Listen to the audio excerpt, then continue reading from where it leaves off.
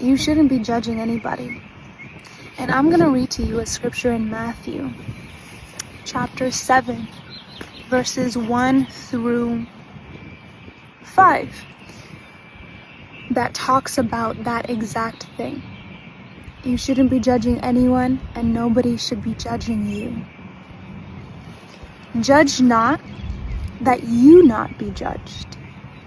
For with what judgment you judge, you will be judged.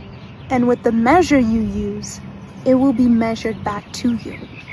And why do you look at the speck in your brother's eye, but do not consider the plank in your own eye? For how can you say to your brother, let me remove the speck from your eye, and look, a plank is in your own eye? Hypocrite!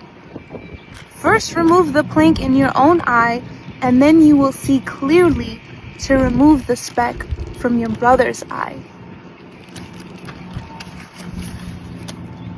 It said it plain and clear.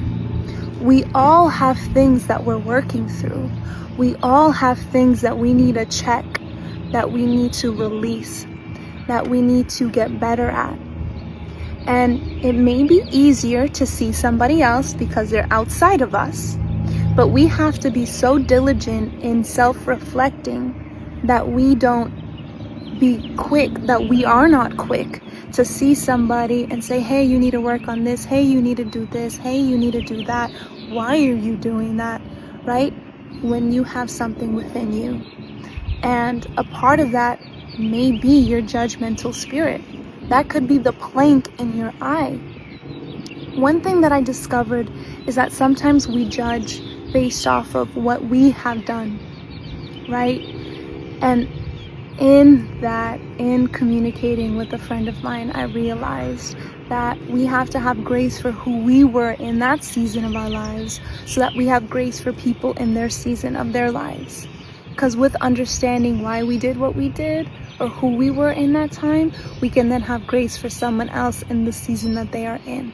Which is why it says you can see clearly to remove the speck from your brother's eyes.